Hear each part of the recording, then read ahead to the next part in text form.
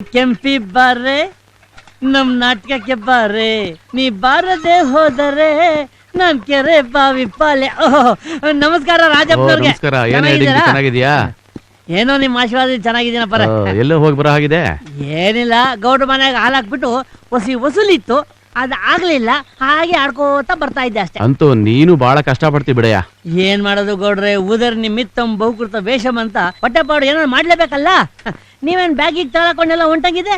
ಊನಪ್ಪ, ನಾಳೆ ಮಾರ್ಕೆಟ್ಗೆ ಪೇಪರ್ ಬಿಡ್ಬೇಕಲ್ಲ, ಅದಕ್ಕೆ ಸಿಟಿಲಿ ಅಲ್ಪ ಸ್ವಲ್ಪ ಕೆಲಸ ಇದೆ, ಮುಗಿಸ್ಕೊಂಡ್ ಬರೋಣ ಅಂತ ಹೊರಟಿದ್ದೀನಿ. ಮಾರ್ಕೆಟ್ಗೆ ಸಿಟಿ ಕೊಟ್ಟಿದ್ದೀರಾ? ಅಲ್ಲಿ ನೋಡಿ, ನಿಮ್ ಬಸ್ ಬಂದೇ ಬಿಡ್ತು. ನೀವು ಬಸ್ ಹತ್ಕೊಂಡು ಹೋಗಿ, ನಾನು ಹಿಂಗೆ ನಮ್ಮ ಮನೆ ಕಡೆ ಹೋಯ್ತೀನಿ. ಊನಪ್ಪ, ನೀನು ಹೋಗಿ ಬೇಗ ಮನೆ ಸೇರ್ಕೋ, ಯಾಕಂದ್ರೆ ಮನೆಯವರು ಕಮಲಿ ಕಾಯ್ತಾ ಇರ್ತಾಳೆ. ಬೇಗ ಹೋಗು. ಬರ್ಲಾ? ನಡೀರಿ. ಇನ್ಯಾಕ್ ಬರ್ತೀಯ? ಎಲ್ಲ ಇವನೇನೋ ಒಳ್ಳೆಯವನ್ ತಿಳ್ಕೊಂಡಿದ್ದೀರಿ. ಇವನೇ ಮನುಷ್ಯನ ಅಲ್ರಿ? ನಮ್ಮ ಮನೇಲಿ ನನ್ನ ಹೆಂಡತಿ ನನಗೋಸ್ಕರ ಕಾಯ್ತಿರೋ ಜೀ ನನ್ನ ಮಗನಿಗೆ ಹೆಂಗ್ ಗೊತ್ತು? ಇವೇನೋ ಒಳಗೊಟ್ಟೈತೆ, ಊರಲ್ಲೇನೋ ನಡೀತಾ ಐತೆ. ಇನ್ಮೇಲೆ 7 ಗಂಟೆ ಒಳಗಡೆ ಮನೆ ಸೇರ್ಕೋಬೇಕು, ಇಲ್ಲ ಅಂದ್ರೆ ನಮ್ಮ ಸಂಸಾರ ಮೂರ ಬಟ್ಟೆ ಆಗೋಗ್ಬಿಡುತ್ತೆ.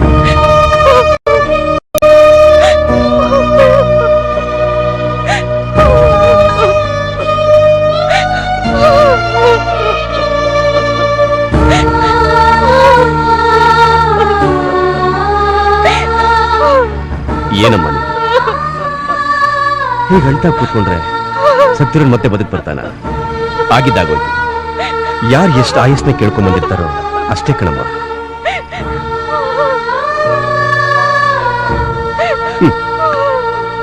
ನೋಡಮ್ಮ, ನಡೆದಿದ್ದನ್ನೆಲ್ಲ ಕೆಟ್ಟ ಘಟನೆ ಅಂತ ಮರೆತುಬಿಟ್ಟು ಮುಂದೆ ಹೊಸ ಜೀವನ ಪ್ರಾರಂಭಿಸು. ನೀನೀಗ ಅಳ್ತಾ ಕೂತ್ಕೊಂಡ್ರೆ ನನಗೆ ದುಃಖ ಆಗುತ್ತೆ. ಲತಾ, ನಿಮ್ಮಪ್ಪ ನಾನಿದ್ದೀನಿ, ಹೆದರ್ಕೋಬೇಡ, ಧೈರ್ಯ.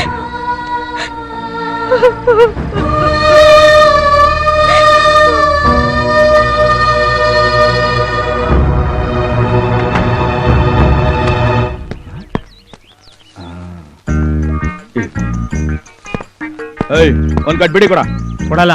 ಯಾಕೆ? ಯಾಕೆಂದ್ರೆ ಈಗಲೇ ಸಾಲ ಜಾಸ್ತಿ ಆಗಿದೆ. ಸಾಲದ ಬುಕ್ ಗೌಡ್ರ ಹತ್ರ ಕಳಿಸಿದೀನಿ.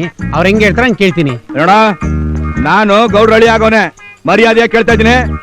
ಇಲ್ಲಾಂದ್ರೆ ಏನ್ ಮಾಡ್ತೀಯಾ? ಏನ್ ಮಾಡ್ತೀರಾ? ನಾನ್ ಮಗನೇ ನೋಡ್ತಾ ಇರ ಹಂಗೆ.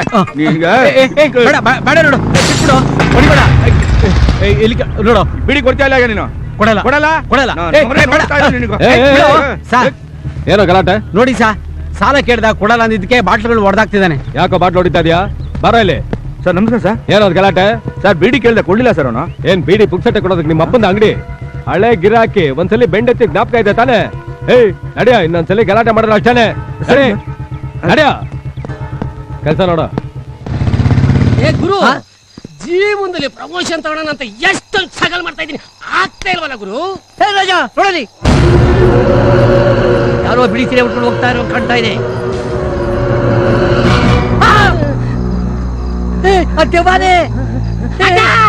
ಏನದು?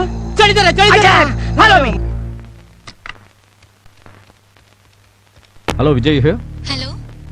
ಲತಾ, ನಿನ್ನ ಹತ್ರನೇ ಮಾತಾಡ್ಬೇಕಾಗಿತ್ತು. ಏನಿಲ್ಲ, ಒಂಟಿ ಮರದ ಹತ್ರ ಬಾ, ಅಲ್ಲೇ ಹೇಳ್ತೇನೆ. ಆಯ್ತು ಸರ್. ಓಕೆ.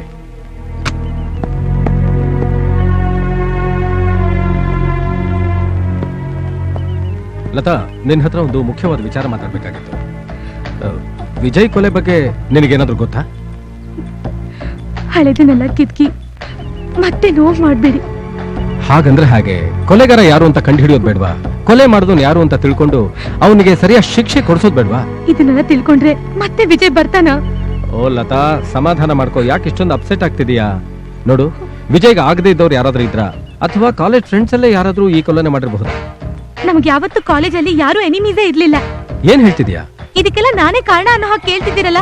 ಓ, ನಾನೊಬ್ಬ ಇನ್ಸ್ಪೆಕ್ಟರ್ ಆಗಿದ್ದನ್ನೆಲ್ಲ ಕೇಳ್ತಾ ಇಲ್ಲ. ನೀನ್ ನನಗೆ ಸುಳ್ಳು ಹೇಳೋದಿಲ್ಲ ಅನ್ನೋ ಭರವಸೆಯಿಂದ ಕೇಳ್ತಾ ಇದ್ದೀನಿ. ಹಾಗಾದ್ರೆ ನೀವೇ ನನ್ ಬಂಧುನಾ ಅಥವಾ ಹತ್ರದವರ? ಹತ್ರ ಆಗ್ಬೇಕು ಅಂತಿರೋನು. ಏಯ್ ಹೇಳೋ ನನ್ ಮಗನೇ, ಎಷ್ಟೆಲ್ಲ ಹೇಳ್ಬೇಕು ನಿನ್ಗೆ? ಹೇಳ್ತೀಯ ಇಲ್ವೋ? ಮಗನೇ, ಹೇಳ್ದೆ ಇದ್ರೆ ಕೈ ಕಾಲು ಮುರಿದಾಕ್ಬಿಡ್ತೇನೆ. ಇಡಿಯಟ್.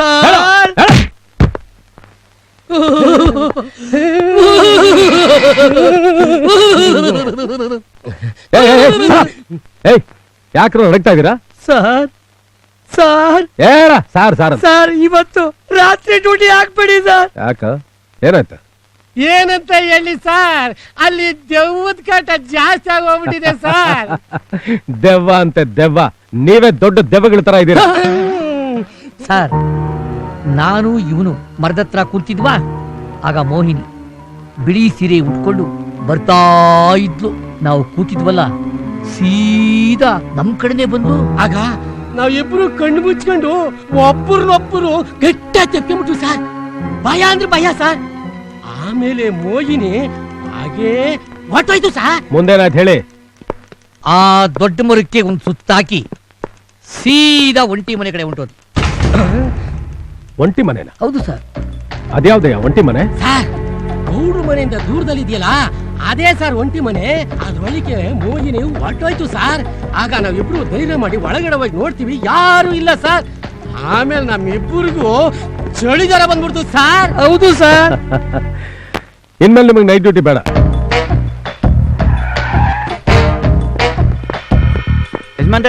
ಯಜಮಾನ್ರೆ ಯಾರದು? ಓಹೋ, ಇನ್ಸ್ಪೆಕ್ಟ್ರು. ಕೂತ್ಕೊಳ್ಳಿ, ಬಂದ್ಬಿಟ್ಟೆ.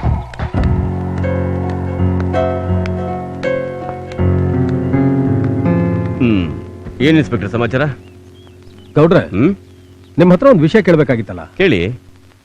ಈ ಒಂಟಿ ಮನೆಯಲ್ಲಿ ಯಾರಾದ್ರೂ ಹೆಂಗಸರು ಸತ್ತೋಗಿದ್ರಾ? ನಾನ್ ಚಿಕ್ಕ ಹುಡುಗ ಇದ್ದಾಗ ಯಾವ್ದೋ ಹೆಂಗಸು ಸೀಮೆಣ್ಣೆ ಉಯ್ಕೊಂಡು ಸತ್ತೋದ್ಲು ಅಂತ ನಮ್ಮಪ್ಪ ಹೇಳ್ತಾ ಇದ್ರು. ಅಮಾವಾಸ್ಯೆ ದಿನ ಇದಕ್ಕೆ ದೀಪ ಅಂಟ್ಕೊಡತ್ತಂತೆ. ಆಮೇಲೆ ಯಾರೋ ಮೋಹಿನಿ ತರ ಓಡಾಡ್ತಾ ಇರ್ತಾರಂತೆ. ಹಳ್ಳಿ ಜನ ಹೇಳ್ತಾರೆ, ನಾನ್ ನಂಬೋದಿಲ್ಲ.